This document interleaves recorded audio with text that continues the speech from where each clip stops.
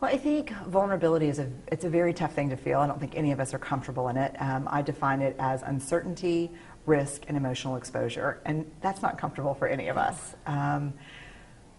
But if you think about every one of our most meaningful experiences in our lives, at the foundation of those is vulnerability. Love, joy, trust, creativity. None of those can exist outside of vulnerability. And so I think we need to have a conversation about what it takes to show up and dare greatly, what it takes to put ourselves on the line and risk even when there are no guarantees. And how do we get to that point with our obsession of perfection? We all want to be that perfect image, that perfect person, not only in our as our image, but to those around us, even close to us. No, I agree 100%, and I'm a totally recovering perfectionist. I think we start by dispelling some of the myths about vulnerability. I think one of the reasons why it's so difficult to be vulnerable is because we think it's weakness. Right. We think we need to, armor up in the morning, go out, be our toughest self, kick butt, take names. But if we really stop and start to dispel that myth that vulnerability is weakness, what we'll find, when I ask people what is vulnerability, they say things like waiting for their mammogram results, starting a new business, sending their kid off to try out for choir when they're so excited and, mom and dad are not too sure that that's going to happen, but they're so proud of them for wanting it. When you ask people really what is vulnerable about your life, you don't hear weakness, you hear courage. And so I think the first step is to really demystify what is vulnerability and what isn't it. Another big myth about vulnerability is that it's kind of letting it all hang out. Mm-hmm. And that's just off base. I always say, live tweeting your fight with your husband, not vulnerability. It's bad judgment maybe, but not vulnerability. Vulnerability is about sharing parts of ourselves with people who've earned the right to hear our story. And how do we choose those people? I think over time, and I think part of vulnerability, there's a really important relationship between vulnerability and trust. And I think it's a little bit at a time. It's that I trust you with a part of me that's not maybe my most fragile part, and I see if you honor that giving. Do you honor that sharing?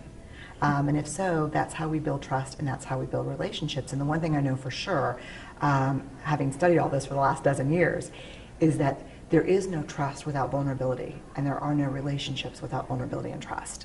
And so it's the glue that holds everything together. And in the end, ultimately helps us live a more fulfilling life. Absolutely, there's no question. I mean, I think the one thing I say fairly often, because I feel it so passionately, is yes, it feels dangerous to be vulnerable, and it feels scary, but I don't think it ever feels as scary and dangerous as staying on the outside of our lives, looking in, wondering what would have happened had I shown up. Yes, and how do we start though? I mean, how do we even take that first step?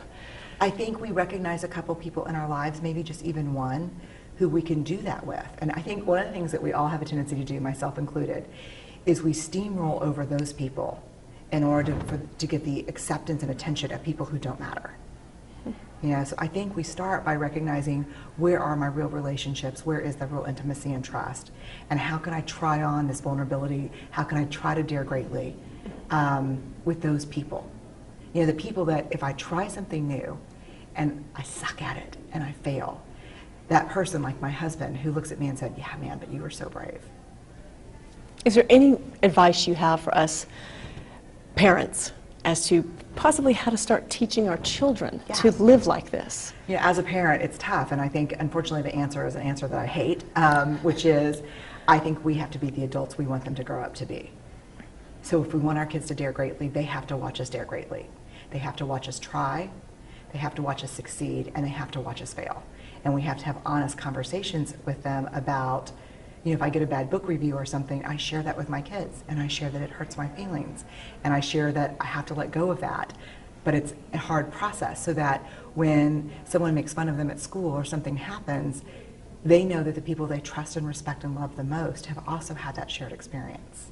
What do you hope people get from your book in the end, the overall message you want them to take away, or what are you hoping to do with your book?